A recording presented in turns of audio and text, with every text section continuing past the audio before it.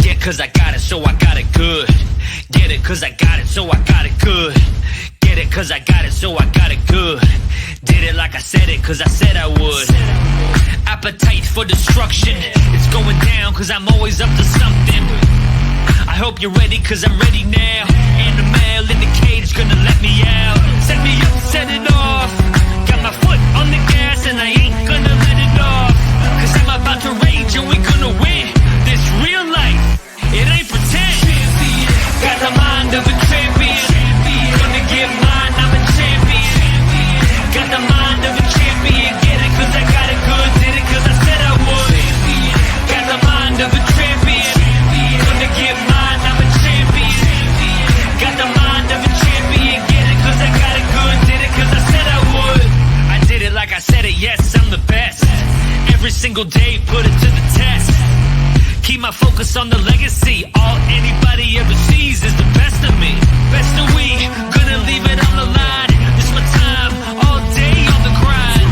Nitro in my veins, gotta be fast for racing my lane. Cause we ain't in competition for no second place. Gonna leave the competition on the face. Taste the victory, you know I'll have it. Taste the victory, you know I'll grab it. Got the mind of a champion. Gonna get mine, I'm a champion. Got the mind of a champion. Get it, cause I got it good. Did it, cause I said I would. Got the mind of a champion. Gonna get mine, I'm a champion. Got the mind of a champion. Get it, cause I got it good. Did it, cause I said I would. Yeah, I'm gonna get it, it's go time. Go time. Yeah, I'm gonna get it, it's go time. Go time. Yeah, I'm gonna get it, it's go time. You can watch me do it, you can watch me do it. Yeah, I'm gonna get it, it's go time. Go time. Yeah, I'm gonna get it, it's go time. Go time. Yeah, I'm gonna get it, it's go time. You can watch me do it, you can watch me do it. Got the mind of a champion. Gonna get mine, I'm a champion. Got the mind of a champion. Get it, cause I got it good. Did it, cause I said I would. Got the mind of a champion. Gonna get mine, I'm a champion. Got the mind of a champion. Got the mind of a champion. Gonna get mine, I'm a champion. Got the mind of a champion. Get it, cause I got it good. Did it, cause I said I would. Got the mind of a champion. Gonna get mine, I'm a champion. Got the mind of a champion. Get it, cause I got it good. Did it, cause I said I would.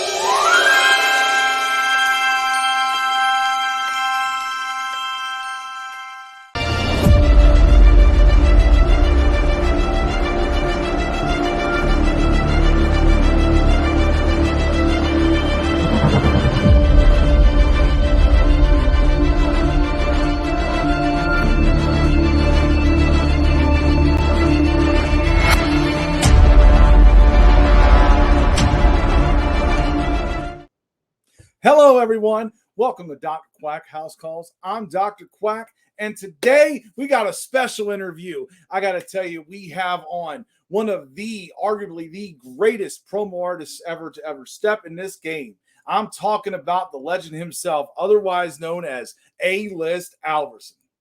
Hey, A-List Alverson. It's talking to Dr. Quack. Quacker Jack, how's it going, sir? What is going on? Definitely an honor to have you on here. Well, thank you. It's an honor to be in your studio, as it were, and I'm glad we're going to have a fun conversation. I see Jeffy is there. He's having a big to-do. I know he's a good fan. Oh, yeah. He has been excited ever since I told him about this like days ago. He was like, oh, my God. I tell you, this is going to be the most fun interview of your series. If I can guarantee nothing else, I will give you that, sir. I appreciate that. Definitely. You ready to get down to it? Let's get down to it. We got nothing but time and opportunity. Okay. You know, because the first thing I really want to talk about, and this is what really got me, you taking on the 12 gauge over here, Rocky Shaw. How was that match for you in your head psychologically? Just watching what he did and watching what you did. Psychologically, I got to tell you, I approached this as a way for me to get my act onto some eyeballs that wouldn't otherwise see it. Now, Rocky Shaw, he is quite the promoter, quite the showman, quite the man that wants to sell something beautiful to you. He's got an audience. They're based out of a nice little place in the South there. He is known for what he does. So for me to work with him and knowing that I'm way better at what we do than he is, oh man, it was a win-win for A-List Alverson, and I just went for it. I saw it. I mean, you did an incredible job in that match. A lot of critics had issues with him cutting promos. They said that he wasn't that great. He didn't live up to the expectation. How do you feel about that? How could he live up to the expectation? It's not like this guy had something hiding in the back that he couldn't just bring out against A-List Alverson. Every time we saw him, there was some kind of technical flummox going on. Either he was obviously holding a device in front of him or standing in front of some nature. He wasn't set up the way that I am, and his presentation was clearly off versus what I give. Now, he's from Georgia. That tends to happen sometimes. But even still, anybody that took one look at Rocky Shaw and took another look at A-List Alverson is going to say, these two guys bickering at each other, the man with the suit jacket has got the absolute advantage. I would tend to agree, and I think the judges did too. I mean, it was definitely a one-sided match. But I want to talk about the other match on that card that you were there, the Tag Team Championships. Mm-hmm. You and your partner, Bossellini, going against now the former Tag Team Champions, Old School and the American Roughneck. That was really a classic match there. Your partner really stepped up. That was like the big concern, I think, from a lot of people was, could your partner hold up to the hype? And I think he did. It was the concern and it was the matchmaker. Now, shortly before we filmed that match and then it subsequently aired, Bossellini, Carter Diamond, won the Champion of Champions prize, which HSP does every year, an open invitation to all the title holders in the previous 365 days to come into one match and plead the case to get the massive trophy, and he won it. Now, had he not won it, I don't know he would have had the confidence that he needed to come into that match, take control, and win the championships. Fear the Beards are a very established act. They got a look, they got a sound, they got a whole mood. But when you are A-List Alverson and when Bossellini puts himself above me, that is what clinched it for us. And that is why, for the first time in Heart and Soul Promotions history, somebody has taken a second possession of a title. Yeah, I mean, a lot of speculation over that Champions of Champions match, considering, even yourself or half the other champions that qualified did not even want to enter this. I made it very clear, probably in March or May of this year, that I wasn't going to enter the Champion of Champions matchup because that trophy's pretty big. I got to tell you, that is monumentally big, and I ain't got room for all of them. So not only am I being nice, letting somebody else win, I'm managing down my inventory, by giving everybody else to-doings to have. Okay. I mean, Old School wanted me to bring this up to you. I mean, how do you feel about being called a crutch? He's the only one that's ever called me that. So what the hell do I care? That was what he said at the end of his interview. I mean, he had a pretty good one there. Gave you a lot of compliments. That's good. That's a good one-liner that you want to use if you think that we can't coexist and Bossellini can't hold up his end of the deal. But he proved that more than anything, that he is as big a star as A-List Alverson in the front that we were competing.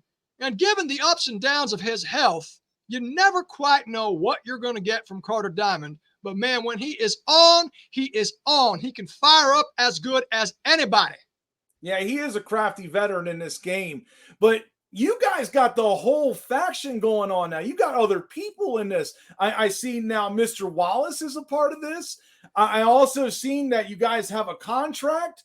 Would you want to explain that to the viewing audience? So Bossellini is an enterprise kind of man. You know, he likes to make it so that he is in control of the situation, and he goes out hunting for things that are going to work for him. How do you think he got in touch with me? He's the one that put the cartel together. He is the leader because it is his brainchild. I am a man that can do a job for a paycheck, and I do it to the best of my ability. And I've come to find over the years that my abilities are better than a lot of other folks. That makes a lot of sense there. I mean, Heathen was supposedly, didn't he give his like speech saying he was done, he was leaving, he was retiring? Are you going to let him do that, or are you just going to hold him to the accountability of the contract? That's not something that's within my grasp. You know, Heathen had a spot in the cartel. He was supposed to be in a tag team title match while I was on hiatus. And as it turned out, he couldn't fulfill his promise to be in the match. They had to call me in at the last second. That's the one we lost, by the way. That was the successful title defense Fear the Beards had against the cartel. They got A-List Alverson on short notice. They got Bossellini at probably 60%. So I don't blame anybody for choosing them over us in that particular encounter.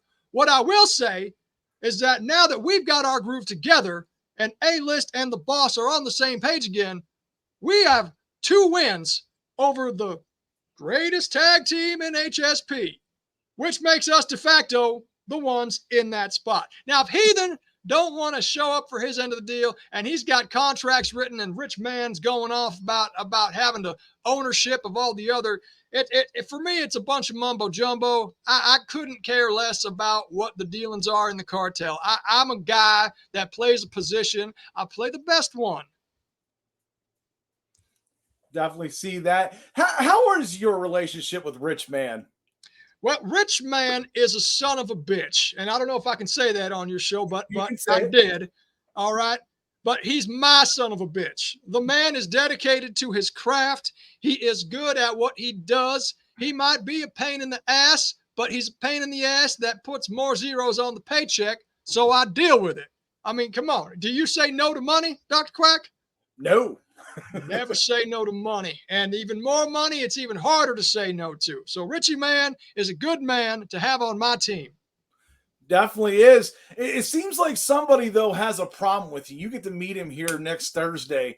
Talking about Half Past Black. Half Past Black's got bigger problems than me. He just happens to be, I happen to be the one that he takes the frustrations out on. All right, here's a guy. Here is a guy. He's got this very first perfect score. When y'all used to do this out of 21 kind of scoring platform, right? He was the first one to get the highest marks all the way across the board. And if memory serves me right, I think it's the only match he ever won before he disappeared for 8-9 months. And then he comes back all full of piss and vinegar and goes right back to the losing streak that he left off from. And now A-List Alverson, all the while, has been the hot ticket, not just in HSP, but in anywhere I show my face and I get asked around. I don't know how many times you've gotten asked to play games in places, but it's a weekly ordeal for me. And every now and then I'm gonna oblige. I'm gonna go out there. I'm sure Half Past Black only performs where he wants, when he wants, and he doesn't do that well at it the way I've seen. That frustrates him.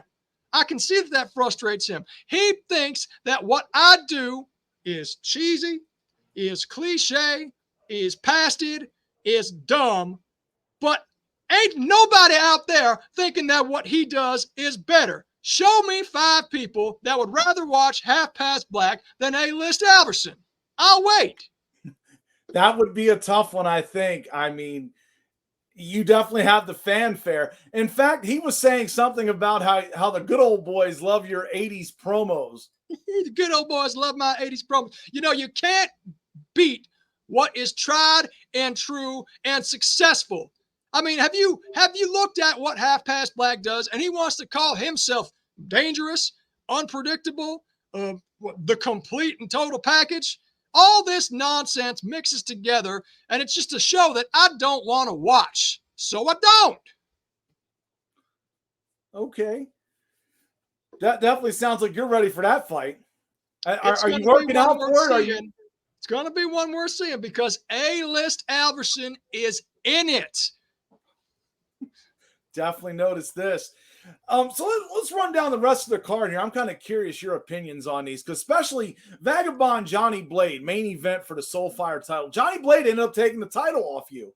Johnny Blade did end up taking the title off me. It was not the best day for Heart and Soul Promotions, but I can't change the results. You understand? We play to an audience of 3, and if they wanted to see Johnny Blade as the champion, they got their wish. Now, I've just taken it in kind. I sent him a Nestle Crunch bar. He got the endorsement deal. But if Johnny Blade and Vagabond have a match that's akin to the matches they both had last week, my goodness, the ratings are going to go down the crapper more so than they already have in the last few months. And there's nothing I can do about it except what I am paid to do. Definitely. Good evening, Mark. Good to see you there on the page there. He's on my personal one. Yeah, if you want to comment, best to go to the Whitnam's Wrestling World. That's where it'll be at. But let's get back into this. Because, you got Half Past Black's buddy, the storyteller. He's taking on Sean Shady McKenzie, the man who just lost the Pure Heart title. Sean Shady McKenzie is a very deceptive act. I don't think that anybody thought he was ever going to win the Pure Heart Championship. But Shady is his name. Shady is his game. He does all the dirtiest tricks. He did it on that night. He turned enough heads that they gave him the nod. You understand? And he's that kind of character. When he presents himself in a way that makes you go, oh my goodness, is he allowed to do that? That's crazy. But that's his style. You gotta learn to look for that. Now, he might not have beaten Old School because Old School, I mean, he is a veteran of the game. He had a plan, he worked it, and it worked.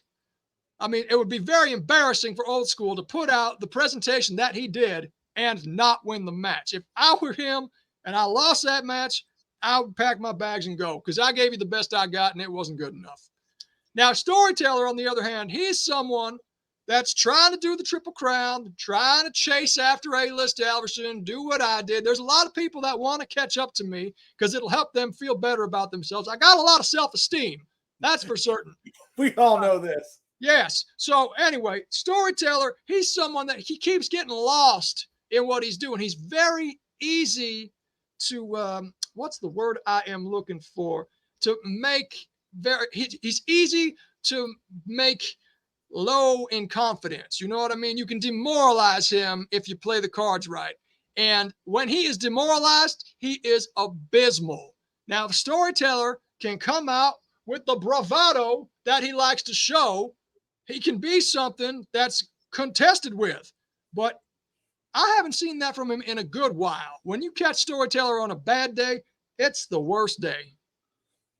Definitely. And then you have the whole Pure Heart #1 contender match there. Is it my understanding that Rich Mann is now involved in this? Rich Mann is technically involved in this, and he ain't too happy about it.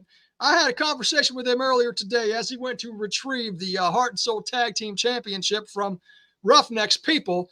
And between talking cursing blue streaks through Muffin Top Mayhem, as he was calling him, yeah, he's heated. He is hot. I don't like being around him when he's like that. Yeah, he definitely seems mad. He gets to take on Prince Blackheart. Prince Blackheart is one of them guys that got fans. Oh, there you go. Look, speaking there, Prince Blackheart, tell Rich Mann I'm coming for him. Rich Mann, I think Rich Mann, he'll just sit back and take it. He's I don't know how to describe him. You know, it's tough to put it in words here. Oh, that's Old School. That is Old School. Are you ready for one-on-one with Old School? That's what he wants to know. Listen, I am ready for anything always. You know that. You know that. He knows that. Everybody knows that. If I get booked to be in a place at a time, I do the thing that I am booked to do. And I do it in a way that everybody wants to talk about after. Definitely. You know, I have a question for you about the titles, though. Which one is more valuable to you, the Pure Heart or the Soulfire? You've held them both. In fact, you are the first Triple Crown champion in HSP, holding all the gold. I'm the first Triple Crown champion in HSP, and I've got a nice plaque that says that I keep over there with my collection of trinkets and trophies and whatnots that I have to dust all the time. Thank you very much, Dr. Quack. But I got to say, the Pure Heart Championship is and has been the premier title. It's the guy that can go the longest. It's the guy that can work on top. The Soulfire title is preliminary. Now, not to say that it requires less of a skill set to attain, but it is not ever going to be viewed in the same regard as the top prize, no matter what anybody by the name of Hollywood ever said about it. Well, there we go. Oh, here we go. I think that's a 5-star match. I think he's referring to you taking on him, and I would have to agree. It's must-see television when you're talking. Listen, it's a 3-star match as soon as the poster shows up. Once we actually get in and do the thing, then yeah, 5 stars is a good jumping off point. I will give him that. Okay, I want to switch gears here. I want to talk some professional wrestling here. I want to get your thoughts on, the endeavor over here, buying out the WWE, now TKO, whatever you want to call them. How do you feel about that? Because you're a huge wrestling enthusiast. Yeah, I've been a wrestling enthusiast for as long as time has been around. And as I've gotten older, I ain't as young as I used to be, I hate to admit, but as I've aged, I've really learned how this business works. Now how it did work when I was a little tyke and how it does now are two completely different beasts and animals. I think that TKO making mixed martial arts and World Wrestling Entertainment under the same corporate umbrella can only mean good things to those that are involved in the office. As a fan, I don't know if materially we're going to see a lot of changes that are driven by the governing body, if you know what I mean. So it's really irrelevant. You might get some tweaks in the distribution model, right? Live events might be handled a little differently. They might try to coordinate schedules a little more because they're sharing resources now. That's why all those office jobs got cut, because when 2 companies turn into one, half the people don't need to work there anymore. This is very true. Yeah, speaking of releases, I mean, you saw the 14 people that got released. I think it's 14 or 15. Where do you see those guys going? Do you see them going to AEW? Do you see them going to the Indies? The life of a professional wrestler is a very difficult one to traverse. Now, a lifetime ago, I trained to be a wrestler. I never worked. I never gotten paid to be at a show, but I paid my $1,500 to the guy running the gym. I took the bumps. I learned the lockups, and I quickly realized, and dishearteningly at that I ain't going to be able to make a living as a professional wrestler. Now, a lot of these guys, this was their cup of coffee in the big time. They're going to go do something else. Either they're going to try to live payday to payday on the circuit. They're going to do conventions. They're going to try to milk their name value for whatever they can, being who they are and having the audience they did. Very rarely does someone actually become a bigger act outside of the WWE umbrella. I mean, 2 notable exceptions for me are Matt Cardona and Cody Rhodes, right? I love the story of Cody Rhodes just from a logistical standpoint. The man started with World Wrestling Entertainment, biggest company in the world, when he was barely 20 years old, did that job for his entire adult life, and then didn't like his spot on the show, so he left in his 30s, became an independent wrestler, built a company, and then got Vince McMahon to pay a boatload of money for his gimmick. That is the story, and it's already been finished as far as I'm concerned. Was there anything else you wanted me to say about your question about the release and what they're going to do? I told you, what they do is on them. I'm sure that AEW is always looking to deepen the roster, to liven up the talent pool. They are not direct competition to WWE, but they are another national platform for the boys to be able to work, and that's never a bad thing. Definitely. I got a question here from you. Here you go, old school. Does WWE bring back Punk? I mean, they could, but the thing is, CM Punk is a man in his mid-40s that doesn't look like an athlete anymore. I mean, and that's just my personal observation. I'm not saying that I'm in better shape than CM Punk is, or I can go in the ring, but he looks like a roofer or somebody that's going to install a new shower door in my house when he comes out to the ring. WWE is very much about image. And CM Punk looks like a beaten up old man these days. I don't see the attraction of him to a global audience. He was popular for people that remembered him 10, 15, damn near 20 years ago. Excuse me there. I understand. I know you got it. You're getting chapped. We're listening to all this, right? Oh, I'm loving it. This is great knowledge here coming out. Wrestling fans, I mean, you've seen a lot of them out there, and you see them all over the internet. They have high expectations. Do you think they should be curbed a little bit? Internet wrestling fans are the most unrealistic audience segment of any kind in any spectrum of entertainment. You know, you got your inside sports fans that will play Monday morning quarterback, right? They do the fantasy sports thing. They think they're so much smarter than the guys that are actually doing the business and playing the game that they'll bet their friends and compete with them and take their money from them because I'm such a talk about smart marks. You know, I'm glad wrestling doesn't have a community of people that are out to try to take each other's money from booking shows and stuff like that. Now that I've mentioned it, it's probably coming up next week, but that's the kind of thing that, so since wrestling fans don't have the means to really say their input is better, they just complain about what they do see. And that's what they're going to do. And sometimes they pay for the rights to do it, and sometimes they just want to be heard. It's tough in our new landscape of socialized media where anybody can have a voice, and the hate and vitriol that gets spewed out of the mouths of wrestling fans, it gets fed off because we're wrestling fans. We're drawn to confrontation. So we have that confrontational motive, and we're going to tell somebody when they're wrong, and we're going to be willing to fight for it, even though we're never going to get in front of this person. So that's why these internet arguments just become my entertainment. I don't even watch wrestling so much anymore. I watch wrestling fans bicker online. There you go. Smart marks need to leave the internet out of it. Enjoy the real surprises and not spoilers. I agree with that totally. Now, smart marks are people that think they know how to run the business. Just because you know how everything works, right, doesn't mean that you're savvy to how to run an organization. Doesn't mean that you can book talent, you can book halls, you can promote an event.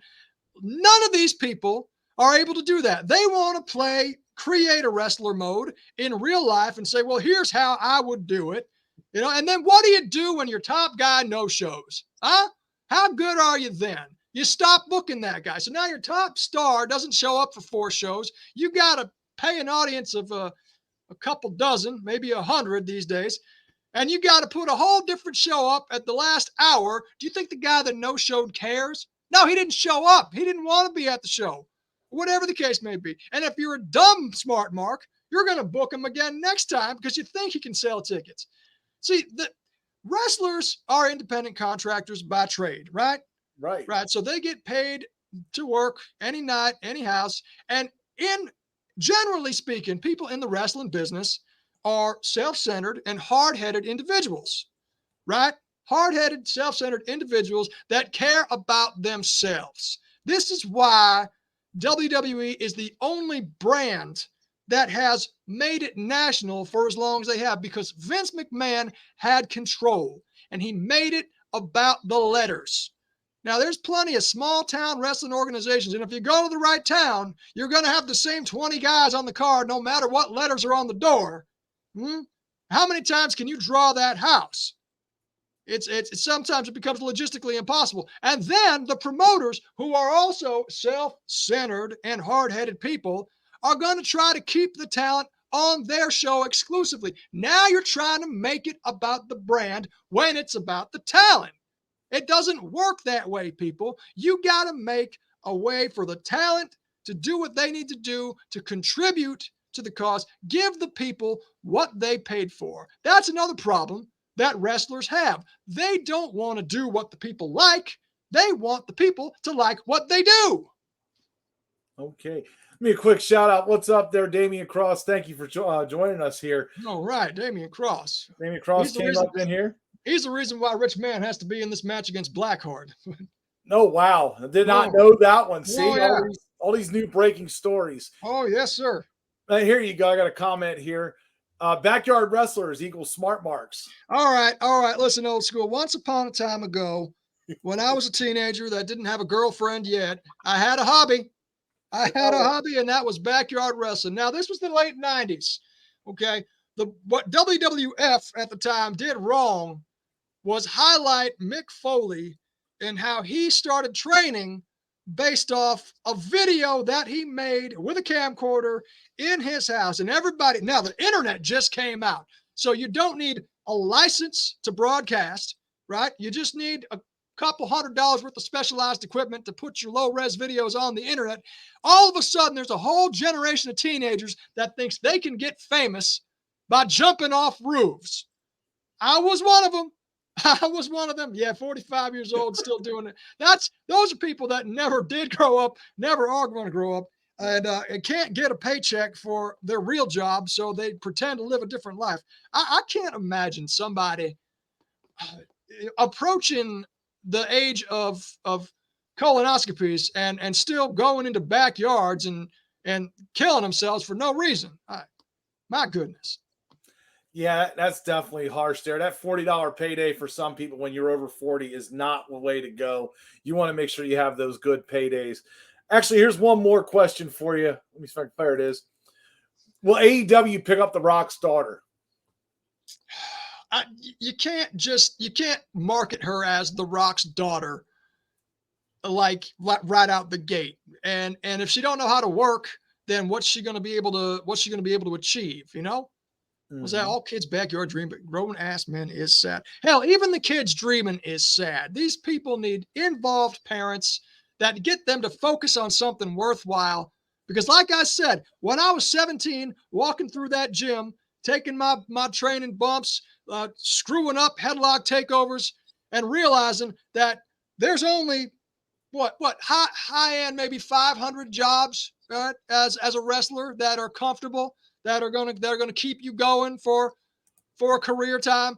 And then there's another 10,000 out there, right, that are only gonna work on the weekend so they can mark out for themselves, or maybe take less money than it costs them to drive to the event, on the hopes that somebody with a ton of bankroll is gonna be like, I like your act, I want to book you every week, $10,000 a night. What do you say, kid?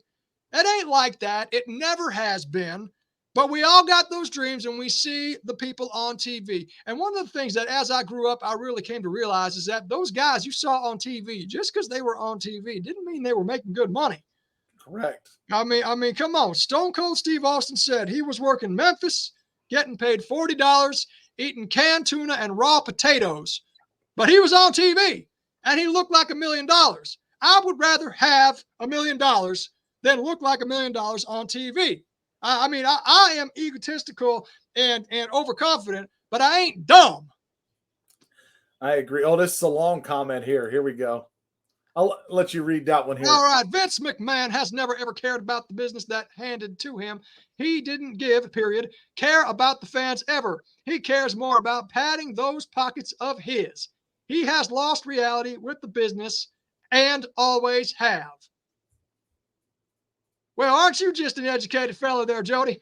See, Vince McMahon grew up around the business. Now, the McMahon family, they ran the New York territory. Am I right, Dr. Quack? Tell me when I'm completely off the mark. But yeah, go right ahead. The Northeast that Vince McMahon ran, Vince Sr., and I'm sure his dad before him. I'm sorry if I don't know all the initials. We're going back to the 1950s here. Again, completely different business model. And Capital, right. So they basically did from the Washington, D.C. area up through Boston in the New England road, kind of, I don't know if they did Ohio, but they did Pennsylvania.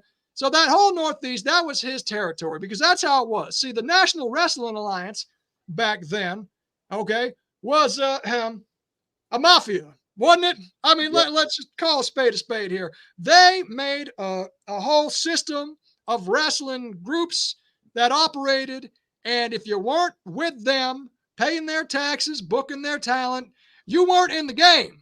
All right, protecting the business meant a lot more than just not telling them it's a work. No, protecting the business, made sure that there were gates to be had, that there were paychecks to cash. And I often question whether or not the athletic commission was even in on it. Now, were they smart to the work? Did they butter the palms there in Maine and Kentucky? Not my conversation to have, but you figure this is government stuff here. Now, Right. different time, different place, right? But Vince McMahon did what anybody would have done if they had the resources and opportunity. He just found it first. Now, cable TV came out in the early 1980s. Everything was regional back then. You got a channel as far as the transmitter could push it, right? And our transmitter couldn't push it very far. So there were a lot of stations that had their little transmitters. And since wrestling's a TV business, well, first of all, people didn't want to fly cross country to work shows every 2 months or so. They had to stay local. They wanted to work every night. They wanted to draw the people to the house. So you got your local territories. Now Vince McMahon said, cable television, I'm going to go for it. I'm going to put my product out into every market. He sent tapes into all the places of the United States. He picked up talent from all the places in the United States. He offered to buy out promoters. I bet he gave them fair warning. He said, look, I'm taking over. Let me give you an easy out. Again, the wrestling business is full of self-centered and hard-headed people. So what did the promoters do? They told him to go F himself. And what did he do? He won. He won because he had the mind to do it. I'm sorry, I missed that. Was that about room and board and travel? And then, Yeah, exactly. And that's still the case. It's still the case. They got to buy their own rooms. They got to pay their own transit, unless it's worked out specifically in their contract. And there's very few guys that have those kind of perks. But that's it. When you are 1099 independent contractor, you get a ticket to the show. You're going to show up to work. After that, it is on you, right? Yeah. And to keep yourself in TV shape, right? When you have to go to a different gym every day, when you have to drive hundreds of miles every day, it is taxing, it is exhausting, and that's why a lot of these guys died young, because you did 30 years worth of work in 10 years. Now, back to what Mr. Vince McMahon's out of touch said. The man took a regional promotion, made it national, made it global, gave jobs to so many people. All right, hang on. Yeah, this is pretty much what you're answering. What has Vince McMahon does for the business? Really tell me, what has he done for the business? He pushes his agenda down the people's throat. He's never, ever cared for what the fans wanted. Even to this day, he doesn't care. So if he doesn't care what the fans want, why is he in business? You think he's putting on a show for himself and his own enjoyment so he can look up in the office? He's got an idea of what has worked previously, of what will work. Now, bear in mind, wrestling fans come in different sizes, shapes, colors, and preferences. But let me tell you, even if somebody can't give you the goods bell to bell, New York wrestling, all right, has always been about presentation. Now, I've spoken to you about this offline before, Quack. Kevin Nash and Sid Vicious, right? Not a very good interaction bell to bell. No. But if you are a good promoter and you say Kevin Nash and Sid Vicious are going to fight each other, you should be able to sell tickets to it, no? It's a good monster movie. There you go. It's a good monster movie. You want to see Godzilla fight King Kong. You don't care if it's a good one. You just want to see it. That's what New York's always been about. You know, they focused on the attraction of the big star, right? Look at the locale. Who was the top star in the WWF in the 60s and 70s? Bruno. I'll let you answer. Bruno Sammartino, an Italian from Pittsburgh. And who did he defend the title against? Waldo von Erich, the Nazi. Yes. I'm going to buy a ticket to see the Italian from Pittsburgh whoop that Nazi's ass. And they did that model for years and years and years. And then, wait a minute, 1980, 30,000 plus drawn into Shea Stadium, right? What was on the undercard of that? Hulk Hogan versus Andre the Giant. What was the main event? Bruno Sammartino taking on his turned protege, Larry Zbyszko, in a steel cage. Those two guys drew 30,000 people to Shea Stadium because Larry Zbyszko betrayed his mentor. They told Think the about story. that. Don't tell me that they didn't give the fans what they wanted. They made the fans want what they had. Hey, I got one more for you. All right, all right, you've told a plan, and you have to have a plan. If Vince made a plan, and like him or not, got very rich with a molded and territory-based model and nationalized it, regardless, like him or not, wrestling grew in his hands. That is the end all of it. Wrestling grew in his hands. All right. Now, WCW came from one of them regional shops, right? And they tried to do what Vince McMahon did. So they went into markets where they wouldn't draw, okay? Went bankrupt. Now, a TV man stepped in and bought the property because Ted Turner needed programming. He had a whole media enterprise to take care of, and wrestling's cheap programming. He enjoyed it. So what did he do? He bought a product to put on his TV channel. The only one that could have made that happen. Ted Turner, Turner Broadcasting. You had a media juggernaut that was trying to put stuff on TV, and you can only show so many reruns of the Brady Bunch and Gilligan's Island. Am I right? So he's got his Brady Bunch reruns. He's got his Gilligan Island reruns. He's got colorized movies. He's also got wrestling from Georgia. But he wasn't winning because that audience ain't, I mean, it's loyal. It's got a following when it's fun, but you can't sell ads to wrestling. And that's what media is all about, ad sales. You got to get people that want to put their stuff on your channel. So it wasn't until he said, what do I have to do to be competitive with Vince McMahon, and turned wrestling into a TV business. I'm going to put that on the plate of Eric Bischoff. That was a smart move. He made WCW competitive with the World Wrestling Federation by making it a better TV show than what the World Wrestling Federation was putting out. Now, Profitable at that. So he bought the big town. He got the houses. After making it a better TV show, he started drawing money, right? But it was unsustainable. And there was always that, stigma. There we go. The stigma of wrestling on TV. Because I hate to tell you this, but wrestling fans aren't known as Harvard grads and professors, right?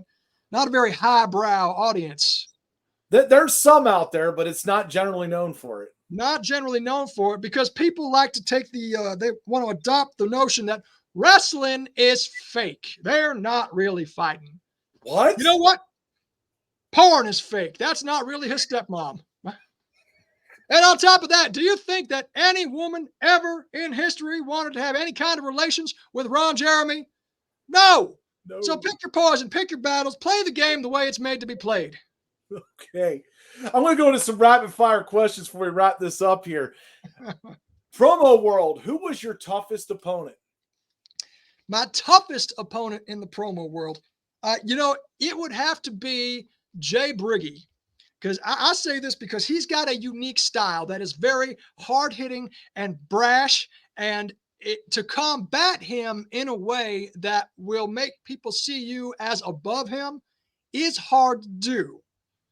He's beaten me as many times as I've beaten him, but it's a tough nut to crack because of the way that he just comes out. He's very witty, too. I mean, shout out to Jay Briggy. He got some of the best put-downs and puns that I've seen out of anybody in the game that we play.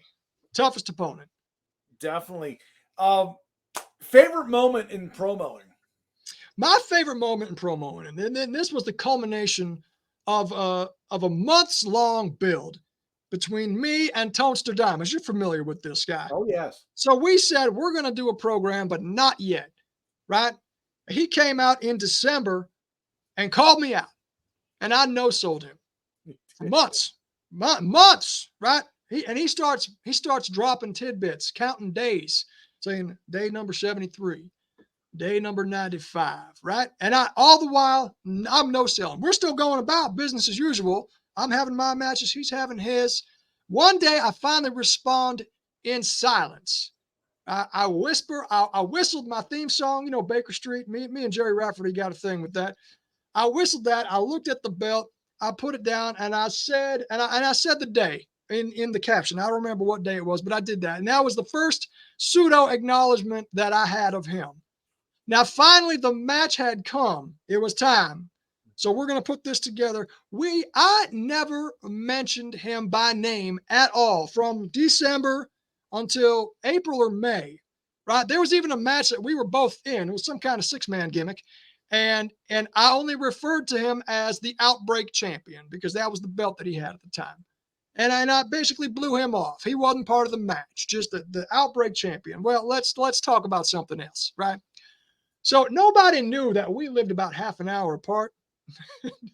And one day, I'd show up at his door, and we did this beautiful vignette where he pulls back the curtain. I'm on the other side, all smiles, and he just goes, "Ah!" And we do this whole vignette where I come into his house, and he's teaching me his stuff. I'm teaching him mine. I hand him an envelope full of money, and then he gets up and walks off. And that set the tone for the match that we were going to have. My favorite moment, doing that skit, going to his house and filming that. All right. Favorite moment in professional wrestling. The moment that really said, yes, I am hooked as a fan. Are you talking about the first moment or just my favorite? Like, Your I'm favorite so glad. moment. My favorite moment in pro wrestling. Oh, there's been so many. I'm so old. You know, I was here live for this, and I have to say, One Night Stand 2006, Rob Van Dam taking on John Cena for the title. I was in the house. I was in the 4th row. Hottest crowd I have ever been a part of, Hammerstein Ballroom. We were glued to the action that was had there. Now, John Cena did his part. He was heel that night. Rob Van Dam was over as could be, right? The famous sign in the audience. You know what it said. Tell them what it said. What did the sign say? What did the famous sign say? What did the famous sign say? If Cena wins, we riot. We riot, yes. That house, that night, and everybody was in the house looking at it, and we all went, yep, yep. And then Rob Van Dam won. The place exploded. Wonderful. And as I was telling that story, another one, an honorable mention came up, okay? Because I was still living in New York City at the time. 2005, I believe, October, Ring of Honor brought in Kenta Kobashi from All Japan to take on Samoa Joe. Ooh. That was the headline match. I was in the crowd for that one. Now, there was maybe 1,000 people in that hotel ballroom, standing room only, right? But when Kenta Kobashi came through that curtain, you'd have think 20,000 people were there, the way the place erupted just for his entrance. And the match delivered, and it was a religious experience for me. So it's a toss-up between the two of them. Good question, sir. Oh, well, thank you. Here, my final one. This is something I'm kind of curious on. What's your favorite scary movie? Since we're in Halloween, we're in October. Scary movie. So I'm not much of a jump scare person. I'm really more of a psychological thriller type. And as you asked the question, I'm going to say one that stuck out to me. I'm not a horror buff. I'm not into the slasher thing. 1408. That was movie. That was a movie that I said, holy, that's something else, right?